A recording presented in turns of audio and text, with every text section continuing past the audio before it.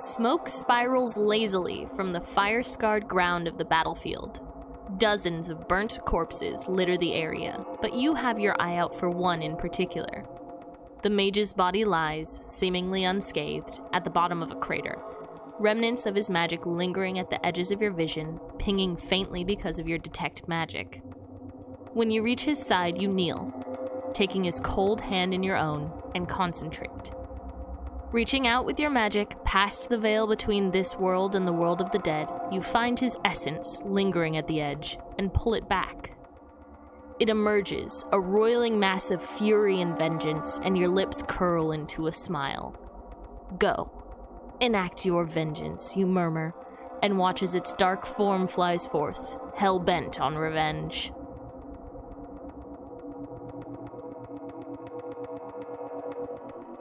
Gather around, children, and let me tell you the story of Aboleth.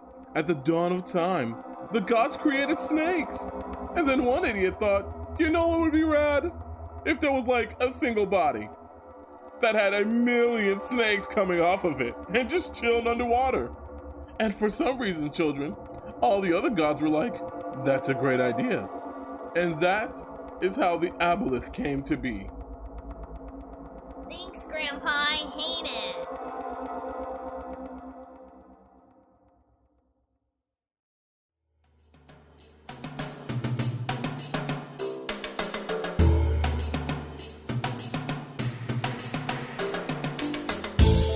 Welcome to another episode of Dungeon Diving. I'm Grace, but I'm once again unable to record due to another illness. This Constitution thing is really messing me up. However, a very special episode is planned today for you guys, with two inebriated hosts, Christian Brooks and Erica Feasel.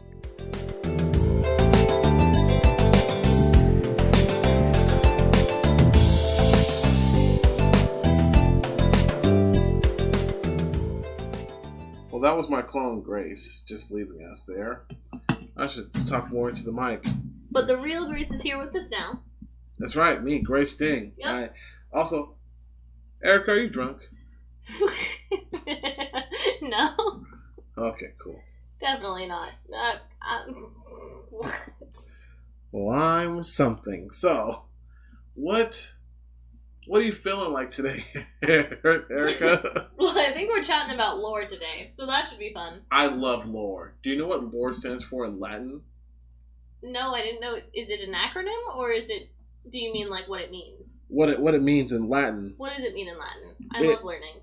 It means the story of Abel. The story of Abel. Like Cain and Abel? Or like Abel, like if you're able to. I don't know. I didn't, the Google search didn't come up as fast enough when I was talking big game. So I had to improvise. I didn't know you were going to fact check me. I didn't know you were actually going to look into that deeply. Brooks, you've known me for like 5 years, but we haven't been friends for as long. 5 years? I haven't even known Corey for 5 years. We've known each other for like 4 years. Alright, that's about it. Yeah, I'll give you that. 4 years. I've been at Comedy Sports for 5 years. We've known each other for like 4 years, maybe. 4 years, yeah. When have I ever not fact-checked someone? Not once, no. Not even a single time. No matter how inebriated we get you at parties, you just still fact-check everybody you see. Excuse me, source? Like, you actually the hell out of that 8th grader at the spelling bee that we went to. It was tragic. When did we go to a spelling bee? You were drunk, so we went to a spelling bee. Alright, I wouldn't be surprised, but I feel like this is a lie. No, but it's okay. That's not a lie. But this is a lie. No, not a lie. Lore is not a lie. Lore is not a lie. Lore is a myth. There's a difference. Huge difference. In fact, Erica, you've done Dungeons and Dragons way more than I have. Probably. Almost professionally. Oh, I wouldn't go that far. If there was like a high school level of Dungeons and Dragons, you would be varsity, 5-year letter. I would still be freshman. Am I a super senior? You're a super senior of D&D. The only super senior word's appropriate to me. and I'm a freshman with no letters. That's okay. You'll get there. But tell me about some lore. Like, you guys talk about monsters on this podcast, right? Yeah. I mean, you've been involved in this. You know this. I know. But, like, the people that aren't watching, which, hey, if you're not watching, why? If you're not watching, you're probably listening. Good. Which there's no video. You're doing a good job, actually. Thank God for not watching. Please stare at your computer screen while you listen and do nothing else. But, like, if you're a first-time listener, this podcast talks about monsters. Usually. Sometimes we talk about, well, we're planning on having an episode about, like, weapons and items. So, haven't talked about weapons or items yet. Like, we covered them in our Christmas episode, briefly. So, yeah, haven't talked about weapons or items. Alright, calm down. There hasn't been a single episode dedicated to... Well, this episode that I'm guesting on is lore, correct? Yes. What is lore? So, when I think about lore, it's generally, like, origin stories or, like, the general mythos behind a monster or an item or a character, something like that. So, you've got all these tales about, you know, why something exists or how it came to be and did you just roll your eyes at me? No, that was, no. My eyes are fine. I don't know why, I just had, like, a weird thought and my eyes twitched for a second, but continue. That was very, like, deep and profound what you were saying. I don't want to dismiss that. It was very good. But continue. Well, I mean, that was basically it. It's just, like, the stories behind a thing. Okay. So, I'm glad you asked that, because... I asked a question? I'm glad you said that, because I actually have lore that I wanted to share with you. Oh my god! I know. It's almost like we planned this. God, it's just so serendipitous. That's right. Look it up, people. Serendipitous. It's a good word. I know. It's like I've been using it a lot lately. I support this. It's such a good stand. Yeah. I've been thinking of like where did monsters come from, and the first one I wanted to talk about is my favorite, aboleths.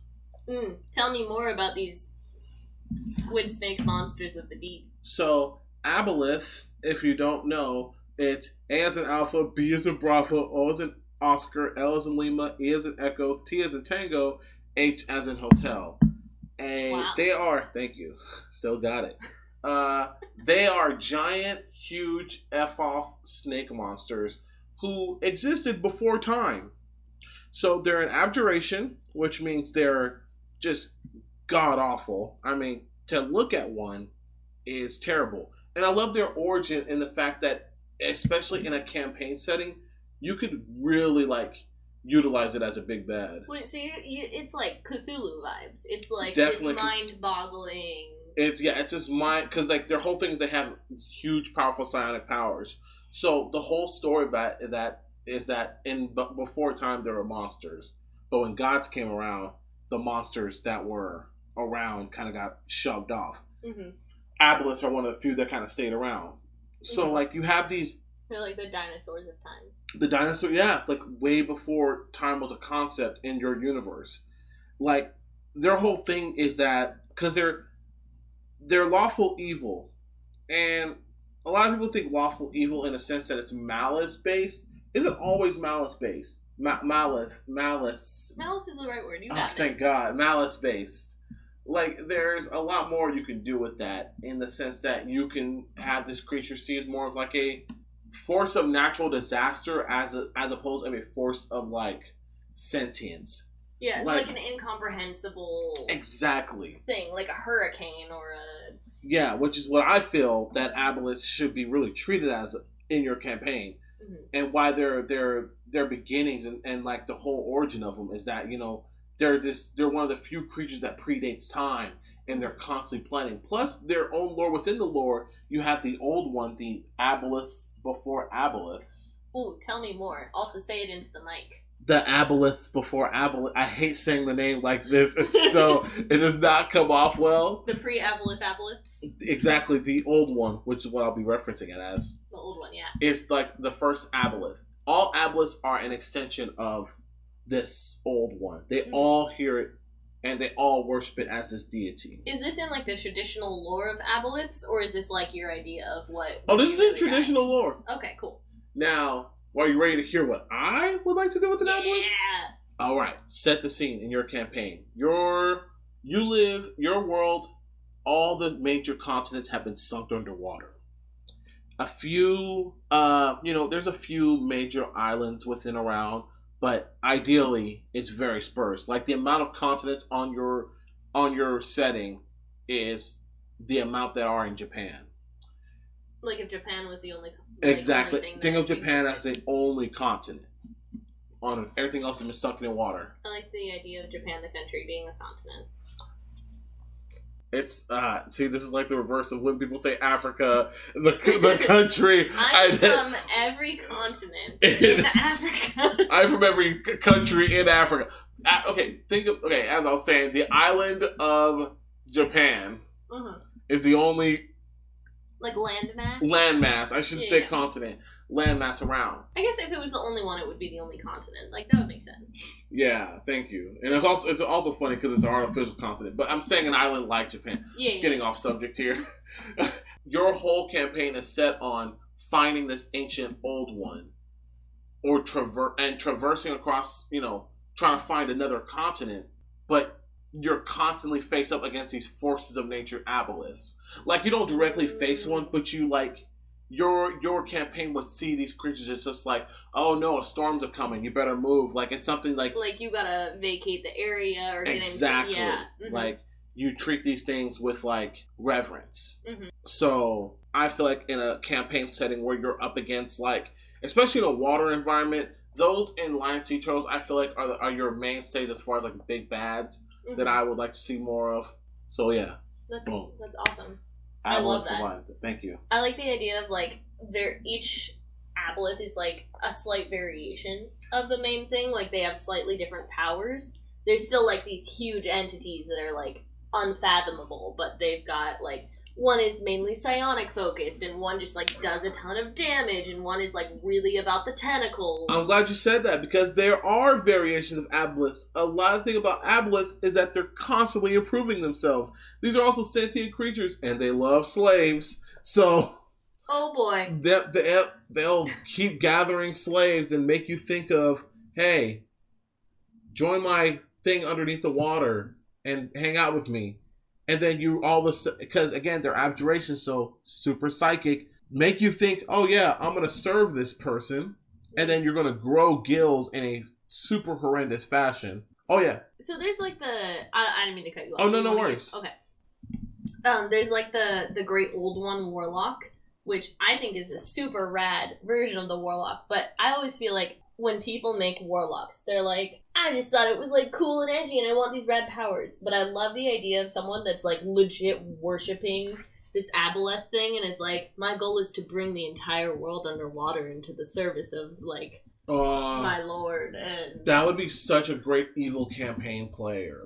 Heck yeah. Your whole thing is you're a very water-based warlock, because one, how many water-based PCs do you see? There's all this fire stuff, but there's not enough water stuff.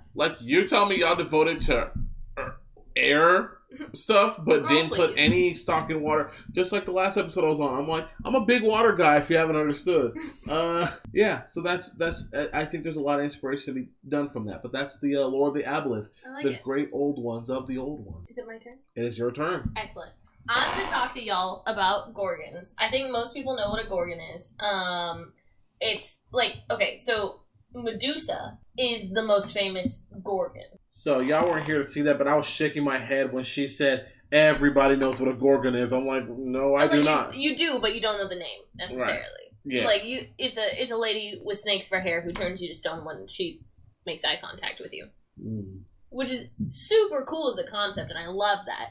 But a lot of people aren't necessarily aware of the origin story of Medusa in particular and Gorgons in general. In case you weren't aware by now, my area of expertise, if you can call it that, is basically Greek mythology. Nerd. Yes, absolutely. And I love different interpretations of Greek myths. I like saying, because you have the traditional version of it, but because there are so many retellings of all these myths, it's each one has a slightly different explanation, and so you can read a bunch of different versions of it, and it'll give you the same basic outline and basic story, but the precise version of it is kind of up to you. like whichever one is your favorite. And so the basic thing with Medusa in particular, and the Gorgons in general, is Medusa was this really beautiful woman, and Poseidon was like, "Ooh, she cute, like she thick. Love to get at that." This is what you think men sound like in their head. Love to get at that. Yes. Tell me I'm wrong. Girl, can you tell your Lord? So Poseidon was like, "Yes, let's go." And they decided to meet up in one of Athena's temples because Poseidon and Athena were not friends. And he was like, "You know what would be hilarious is if we, like, had sex in her temple." So like, crazy. What a screw you to her. And so they did. And Athena found out, and as punishment, she didn't do anything to Poseidon, but she turned Medusa into a Gorgon. You know, the snake hair turning to stone sort of thing. My version of that story that I like more, though, is Athena was like, I would hate for Medusa to have to deal with men like Poseidon for the rest of her life because she's so beautiful and wonderful. So we're going to make her the epitome of badasses so she doesn't have to deal with men anymore if she doesn't want to. And we're going to give her snakes for hair because snakes are rad as heck. And we're going to give her the ability to turn people to stone. I feel like that's a very biased side that you're going. I mean, all power to you, you know, women supporting women, but that is very heavily biased. This is what I want the story to be more than what it actually is. Mm-hmm. Okay, but you recognize what it actually is, though? Yeah. Okay. No, I get it. One thing that's always bothered me is when you have, like, men who cheat on women and then the woman, like, attack the other woman. And I think that's so stupid because the man was the problem in that scenario. Oh, boy. Was this climate in here? Oh, boy. Was it? Let's get warm. You feeling uncomfortable, Brooks? Oh, boy. Sorry, black men don't cheat. Continue. But so anyways, I really like that interpretation of that. And so I'd really love there to be a Medusa or a Gorgon in someone's campaign that's not just, you know, willy-nilly turning everyone to stone, but is like finding particular people who have wronged women, or like women come to her and they're like, this man did a terrible thing. So you want the Punisher, but with Medusa. Yeah, but also specifically for women. Okay, so you want... I hate men. You want female Punisher, but for women. Mm-hmm. But for all femmes, though. Intersectionality. Yes. All right. All femmes. All femmes. Okay. What if... All right, I'm going to paint your scenario. You tell me Medusa is going to take this job. Uh-huh. All right, you're a 12-year-old boy. Mm-hmm. Your mom keeps doing crack. Okay. But you're Medusa. You don't handle that kind of expertise. But how do you get the mom to stop doing crack to help out the little boy? This is a valid question. I think you need to go to someone other than Medusa. But Medusa's the only one in the area. Go to a different... But your mom is one crack away from... Brooks, I don't have all the answers, okay? I'm that's why I'm asking Medusa. Medusa doesn't have all the answers either. She's a wondrous monstrosity and absolutely amazing and powerful, but she doesn't know everything. So between her and an aboleth, who are you to go for help? The aboleth would win in a fight, but Medusa would be the one who was there for you. You wasn't there for that little... If you're a woman. You wasn't there for that little boy with the crack mom. If you're a woman. Alright. I would like to point out that aboleth does not see gender. Aboleth only sees human slaves. So, slavery versus a woman who was, if I understand, barely there for you. I'm just saying. No. An aboleth is like that, like, one dude who's like, I'm not racist, I hate everyone equally. That's even worse than anyone else. Damn, you're right. It's a terrible. All right, aboleths are canceled. Cancel aboleth. Hashtag cancel aboleths. They're problematic. They cannot continue to terrorize us on Twitter. I can imagine an aboleth being super pedantic on Twitter. Oh, they would be so annoying. They'd be that person who's like, you know that movie that you love? Here's why it's terrible. And then they'd write like a 3-paragraph Facebook post about it. Oh, they would go even further. They would make a whole like website listicle of why it sucked and why you're bad. They would like vlog about it. Oh, 100% vlog. Yeah. But hey, you know what? Who wouldn't vlog on you? Who? Draco Liches. Tell me more about Draco Liches. What's cracking, y'all? It's your boy, Brooks, a.k.a. Grace Ding, telling you about Draco Liches. So, Erica, can I ask you and our listeners a question real quick? No. All right, so, you ever seen a dragon? No, I haven't. You ever seen a picture of a dragon? Yes, absolutely. You ever seen a picture of a dragon compared to a regular sized person? Uh-huh. And you see how giant those dragons are? Yeah. Alright. Now imagine how giant, but like all bones. I think it would be smaller. You ever seen a dragon? Smaller person? Why are you doing this to me, Erica? Just want to have a good time. This is just who I am as a person. I'm so sorry. I just want to have a good time with my Draco Liches. Well, I'm going to still talk about them. Yeah, tell me more. Origin of Draco Liches. So, here's the thing about Draco Liches. It is super hard to make one. You want to know why? Because the ritual to make one is only held by one guy. Who's that guy's name? I don't know. I stopped looking it up after I figured out there was one guy. Draco Liches are super complicated to make because here's the thing. If you understood how to make a regular lich, which I'm going to assume because I don't know how, the process to make a Draco Lich is 20 times harder because it's bigger. I'm not saying... I'm sorry, the reason it's harder is because it's bigger, not because it's a dragon instead of a person? Yes, that's actually the reason. It's because here's the thing. So, with my limited knowledge of lickery... Lichery? Lichery. It's the same thing. Anyway, continue. Your limited knowledge of lichery. You need a phylactery to do stuff. Phylactery. You need a phylactery to do lich stuff. Now, you see... Can you tell me what a phylactery is? Why are you doing this to me on Monday? A phylactery is where the lich's soul is in. Yes. Now, a regular person's soul is small, but a dragon's soul is big. Ooh. So, here's why it's harder. Because it's bigger, you need something big to hold the soul. What I love about it is because the whole process to make a Draco Lich is so, complicated and precise that one wrong step. Words are hard tonight, folks. It is very hard. Oh my god. Why do we do this? One wrong step will destroy the entire, not just the phylactery, but all those involved. You have to line everything up, not just line everything up, but also make sure that you have the body of the dead dragon. Oh, you need the whole thing. Or else it'll become like a false Draco Lich, and it'll keep searching for its body. It looks like a dinosaur. That's so annoying. Oh my god! Who does it think it is? But it thinks it's bad. It's the bad Mama Jamma because Draco Liches are hard to kill. I feel like we're allowed to swear on this episode. Oh fuck yeah! Anyways, Draco Liches are fucking hard to kill, my dude. Alright, not too many times. Grace can only beep out so many. I get 3 good ones. I used them all. 2. I used them all up. No, I said one before the stream happened. Oh no. Sorry for cocking up all the swears. Draco Liches are hard to kill. It's super tough. Their challenge rating is so high, dude.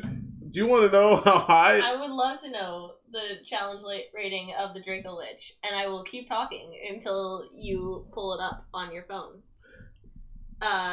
So Draco Lich. Okay, no, I do actually have a legitimate question about Draco Liches. Are their joints held together by magic, or do they have the cartilage in between there? Okay. So it's just the bone. All bone. Okay. But also a challenge rating of 17. Ooh, boy. By your reaction, that sounds like a lot. It's several. A lot. I don't know most creatures' challenge ratings off the top of my head, because generally, instead of looking at challenge ratings when I'm playing combat, I'm just like, yeah, they could probably do this, and then I throw the thing against them, and then if I'm wrong, I'm like, we're just gonna cut the HP in half and make them do less damage. There we go, problem solved. Not just, and think about the challenge rating, which what your statement just inspired me to remember. Mage resistance. Magic resistance, yep. That sort of thing. Very inconvenient. Saving throws against spells, so dragons are already hard to make. Yeah. Well, a Draco Lich is the next level of a dragon. Exactly. See, I'm thinking, so I know it has the standard version of the Draco Lich. I'm imagining that depending on how old the dragon is that you've killed and turned into a Draco Lich, it would be stronger. So if you killed a young, blue dragon, it would be maybe a challenge rating 13. Whereas if you killed like an ancient red dragon, it would be like a 23. You know, like there's this variation there that I think would be interesting. Setting the stage. You're a DM. All right, you're an aspiring DM. You've listened to our podcast, all the episodes. That's how you become a good DM. Yeah, this is legit how you become a good DM. Like, patent pending, this is the key to becoming a good DM. Setting the stage for your campaign, I would say using a Draco Lich will be great because you not only have the time factor within your campaign, you guys have to stop the dragon cultists from gathering the ingredients. You have the whole subject. You can either set it up to where you're trying to find the actual recipe. Mm-hmm. You can keep it to where you're trying to keep the bones safe. Yeah, oh my god, I love that because like if you just steal like the femur of a dragon, you set them back so far. Real far and real hard too because the negative Draco Lich, or false Draco Lich, there we go. Basically, won't do the bidding or the cause without the bone. If it doesn't have the yeah. Yeah. That is so. Oh man, I want that campaign. Yeah. So it's a race against time. You got to beat the cultists and finding all the pieces. But and like, if you're not strong enough to beat the cultists, you can just set them back by like, you don't have this plant that you need for the ritual. It could be like where'd the bone go? It could be like a whole national treasure type deal. Which I think more campaigns would love to do a national treasure type deal because it adds the whole like mystery and like that heist theme and time essence. Like I love a campaign that's time pressured. I love a setting that's like if you don't get this done in this time, you're screwed. Or like there's another group that you're competing against to go and do the thing. Mm-hmm. I love it when because I feel like a lot of campaigns, you want to give your players an opportunity to, take a long rest and revamp or that sort of thing. But if you put them in a scenario where they have to sort of choose between taking that long rest or like figuring out how to conserve resources, that is super rad. And it's a whole different level of like complication and interesting circumstances and you really see people interact differently because you see them like they'll have an idea in their character, but like you'll see them like with their character in real time kind of mature and adjust to these feelings. Yeah, well, because when you put them in that circumstance, they like have to think as the character and come to these different interpretations. Mm-hmm. Where in a campaign, you can kind of like, in a regular campaign, you can kind of in the long run of like, well, I can justify my character later. But like, right now, it's a time. Like, what would you do right now and make the choice? I had a DM once who we found out that there was going to be an assassination attempt on like this certain royal, and he literally set a physical timer, like in real life. And if we didn't get there in time, then like the assassination was basically going to be failed, which was so wild and put a whole new sense of urgency that made it really interesting and fun. Not the kind of thing I would want all the time, like I wouldn't want that constantly there, but I think it was a really interesting situation, for that particular scenario. Well, you can work it like with Blades in the Dark's clock, like where every action puts a tick on the clock, which I've incorporated like in the Disney princess campaign that we did. Yeah. I incorporated the clock of like, okay, all your actions determine how far the clock moves, forward or backwards, which I think I love that. Especially of Blades, like that is an amazing system, I think. Yeah, if you guys haven't played Blades in the Dark, it's another tabletop RPG, very different from Dungeons and Dragons, but fantastic in its own way, and I highly recommend it. Nice little plug. Well, yeah, that's Draco Liches. Erica, bring me back to Earth here. So we're doing another one that's sort of Greek mythology themed, because that's who I am as a person. And we've got the Cyclops. Ooh, I didn't even know they had a whole lore thing about them. Oh God, yes. Okay, so that was genuine excitement, actually. I'm sorry, I'm legit shocked. Yeah, it kind of. So there are some variations, but the main Cyclops in all of Greek mythology is encountered in the Odyssey when Odysseus is trying to make his way home, and he stumbles upon an island, and he's like, "Wow, this is such a nice island because it's all green, and he's like sheep in a field and stuff." And so he and some of his men wander into a cave, and they're like, "This is so cool."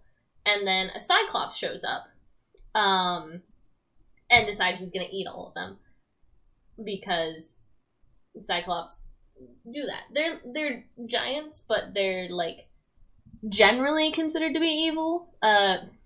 Percy Jackson, the Olympian, sort of did a little bit of a play on this.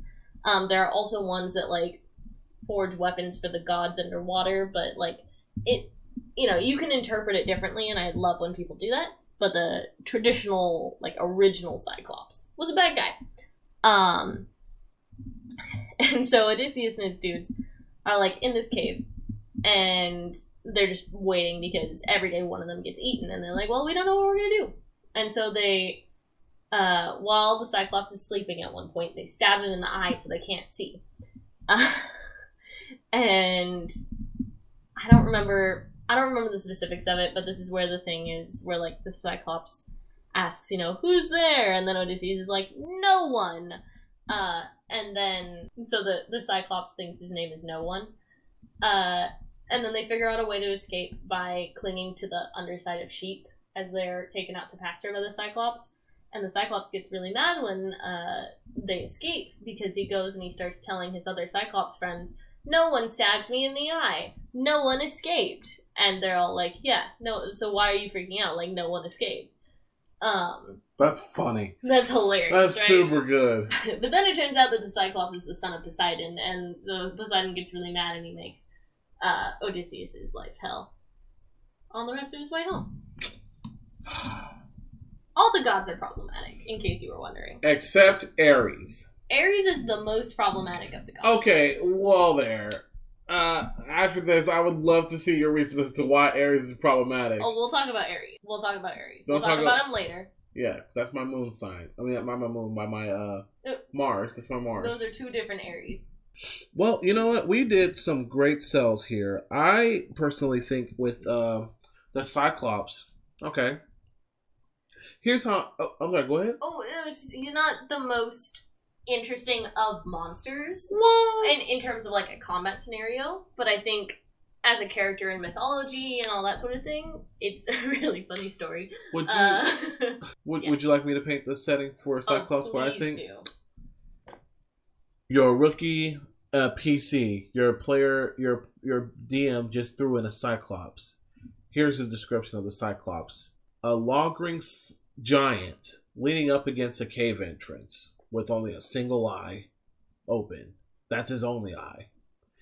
Your ranger makes out that it's a Cyclops. The Cyclops sees you hiding behind the bush and calls you out.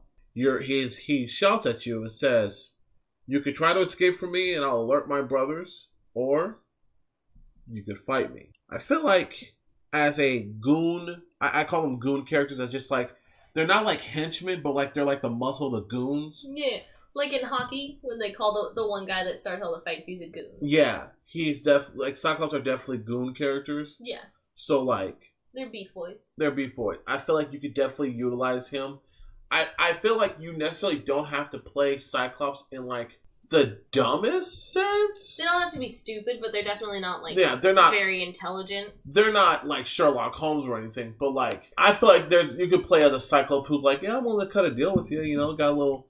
What you got, meat or gold or... Yeah, like, gold? what do you have on you? I'd love a magic item. Yeah. Like, you could bribe them. Exactly. Or like a goblin. Cyclops mercenary. Like, your party is being hunted by a Cyclops. Ah, I like that. I like that idea. Yeah. So, like, it's just this Cyclops who's just Terminator style, unrelenting to find your party on this island because you stole something. Because I'm thinking of the Cyclops in the traditional sense of, like, this big, kind of dumb monstrosity.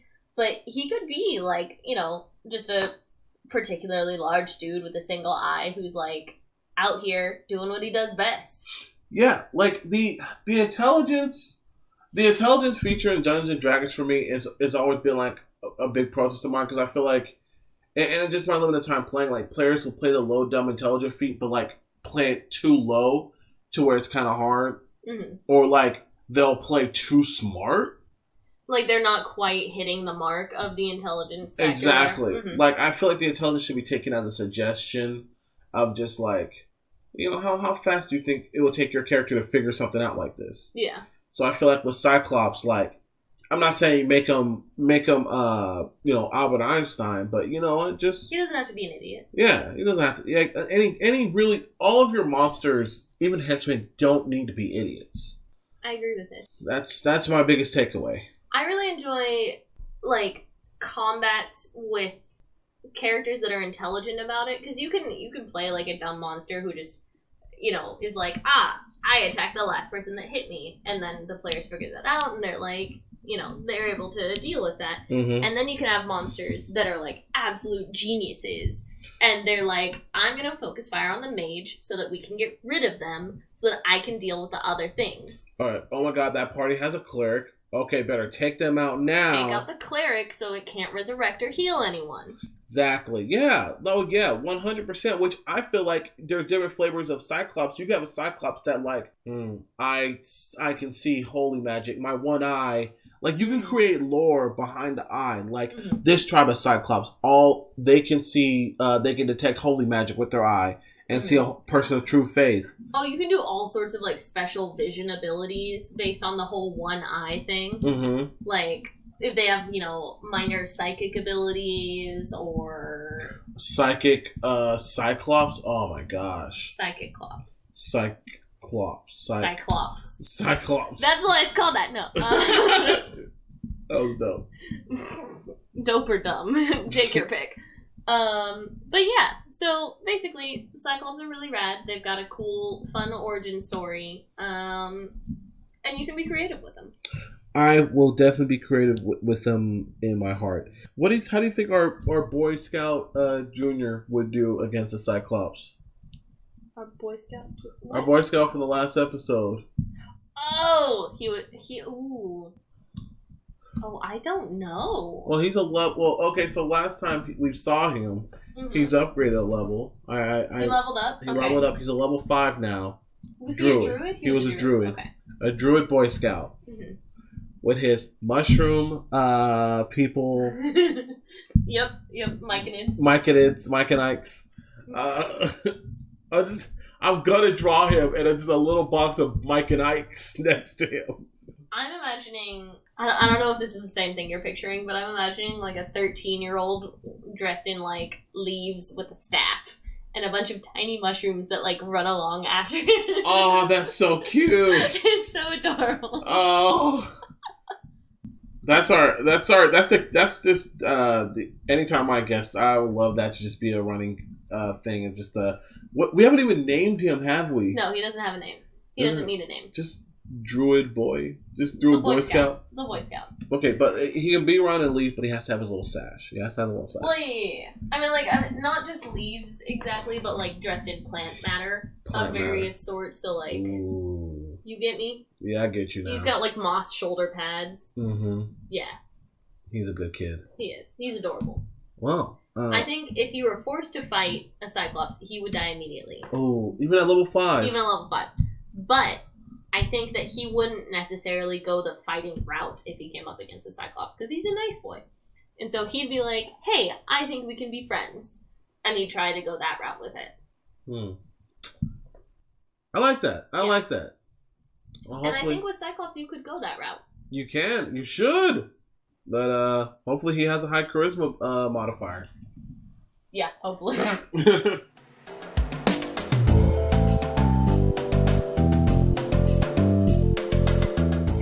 Let's sell some monsters. Okay, do you have a monster you're going to pitch to me? I have 5, but I'll choose one. Okay. Let me get my timer. You've got 15 seconds. Oh, yeah, and it's good. One of them is on there. I forgot about him. I wrote it down. Oh, thank you. I'll count you in. Ready?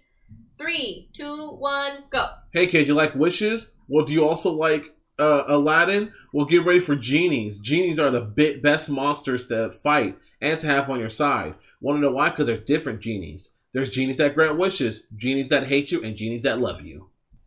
That was good. I would like to learn more about these 3 types of genies. All right. Well, there's actually 2, but okay. Genies that like actually grant your wishes, and genies that turn your wishes on you. So genies that actually grant your wishes are called royal genies. Those genies are the ones that we know in the sense of like the movies like Aladdin or like Arabian Alibaba and the 40 Thieves. Mm-hmm. That's who we know as genies. The world genies. Their whole thing though is that they hate you. Yeah. They hate serving you. Yeah. And so once they have a chance, if you're their master for a moment, once they have a chance to free you and you've betrayed them, hurt them, lied to them, they do not like, they will shove you into your own bottle. Because the whole thing about genies, and this is true, they can only thrive on being praised. Genies are super vain. I like this concept of them. Oh yeah, it's crazy. I did not think of it. They have slaves galore. And then there's genes, the jinns, which are what we know as like the Ifrit or the gourds. They're the earth genies. These genies are like elemental flavors. So there's there's the fire one, the Ifrits, the gourds were the earth ones. Like earth, wind, and fire. Marids, who are like the super storytellers, but they're like the ocean ones. And then there's air ones, which I don't remember. Nice. One thing I will tell you about the earth ones, super greedy. So if you ever want to trick one, just tell me I have some money. I got gold, man. Simple as that. There you go. I am also super greedy. Does that mean I'm an earth djinn? Are you an earth sign? No. Well, then no. Oh. What's your moon? My moon is an earth sign. I'm a Capricorn moon. Oh, then yeah, there you are. You're okay, cool. You're an air genie. I won. No, I do really love, because I mean the traditional, well not traditional, but the like genie in Aladdin, great, wonderful, 10 out of 10, love Robin Williams, hilarious character. But in a campaign setting, I want a genie that pretends to be that, but every time you wish for something, it like twists it just a little bit. Oh, monkey paws. Like, okay, because the version of the genie or djinn where, you know, they twist your wish is wonderful. But I want one that is a friend to your face and then stabs you in the back with the wish. A Two-Face Emma. Like, next level. Oh my god, straight up high school Regina George. Yes. Love it. They're over here like, oh my god, that bracelet is so cute, where'd you get it? And then they turn around and they're like, that's the ugliest effing bracelet I've ever seen. Oh my god, he just wished to be like a prince for the day. Like, watch me go ahead and make a more handsomer prince come up and get the proposal. Like, you're a prince, but also you have to deal with all the rules around being a prince. You're like a prince of like no country that no one ever existed. Like, sorry for the little small detail. Like, yeah, I've given you a crown, so technically you're a prince, but you're not actually a prince. You hate to see it. Oh, I'm so sorry, you weren't specific enough. Can you try it again? I love that. I love that a lot. Yeah, I think that would be a lot of fun. Terrible for your players. They would be very upset about it. No, I can't see them being wanting to still be friends with you. My favorite thing is to make my players angry. That is my purpose as a DM. Yeah, be prepared. Well, you already made my characters get jumped in an alley, so... You're the one who followed your arch nemesis down a random alley. I was told that I could trust her. Specifically told I could trust her. I don't know why you listen to me. You make me sick. Go ahead and pick your monster. How much time you need? 15 seconds. I'll give you 12. Alright, ready? Okay. Start. So have you ever... Crap. No, I've never. It's a ghost, but it's angry and does bad things. There we go, that's it. I'll stop here. Wow. 10 seconds. Was really bad. You're terrible, but... I'm usually better at this, but you freaked me out with the 12 instead of 15 seconds. You're an improver. You gotta be ready for the change. But you know what? Despite that opening, I like your... I like your spunk. I want to hear more. Okay, so a revenant, the basic idea is that it's a vengeful spirit. So you have, like, ghosts and you have specters and that sort of thing, and, you know, depending on your version of them, ghosts might just be chilling and they might not attack you because they still have some semblance of their past there. Specters are just angry in general, and so they kind of attack whoever, but revenants have, like, focused angry energy. Usually they've died in some especially gruesome or brutal way, but not always. I really like the concept of someone specifically bringing a revenant into the world, rather than, like, it sort of coming into being of its own accord. Because, like, that's cool, you know? I love the idea of, like, your players brutally murdering someone and then their spirit was like, nope, not gonna die. I'm gonna come back and kill you this time around. I'm literally alive by anger and spite. Because that is me as a person. Like, if I did not have the fury in my heart, oh Lord. Hello. We wrapping up soon? We're wrapping up soon. Yeah. There we go. That was co-founder / temporary producer Grace. She'll be back. She'll be back in the... producer. I am the producer. She is the producer. She is producer. He is the producer. The engineer, sound. I'm more of the director. Erica's the producer. What? I don't know what the responsibilities of each of those technically are. Director directs. Wow. No. What? Producers create the content. Okay, then yeah, I'm more of the producer. I'm an intern. You're like an independent contractor. Independent intern. Anyways, Grace, you were selling me on Revenant, and you know what? Erica was selling you on Revenant. Erica, you're selling me on Revenant, and I like what I hear. But I have one question. Mm-hmm. Is it just humanoid? Can Revenant be a mammoth?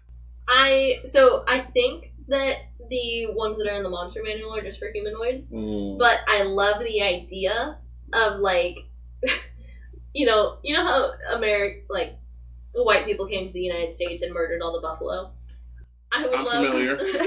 for, like, buffalo to come back and just angrily murder the people who shot them. Or what if, like, you guys, at the beginning of your campaign, you set it up. You guys kill a monster for food. All of a sudden, later in the campaign, you guys feel a ghost. That's the ghost of the buffalo or the whatever thing you killed. You killed. Yes, absolutely. Searched you across continent. I'm sold. I want 5 of them. Oh yeah, absolutely 100%. But I also like the idea. So both of the the ones that come into being of their own accord, they're like so angry that they claw their way out of hell. But I also really like the idea of someone whose main ability is just to encourage people to come back as revenants. Like, listen, I know you've accepted that you're dead and you're ready to move on, but wouldn't you love to make life hell for the bitch who killed you? Why don't you come back to the real world? Oh my god. This is the kind of thing I want. I'm with it. Well, thank you. I'm enlightened now. You're welcome. This is what I do. Ready to bring us home? Yeah, so I think that's the end of our podcast. If you love us, you can follow us on Twitter, at Dungeon Diving, or find our Facebook account, which is Dungeon Diving. I think we're more active on Facebook than Twitter. We are more active on Facebook. We can change that. Good. This is such good teamwork. DreamWorks. Animation Studios. That's no, that's no.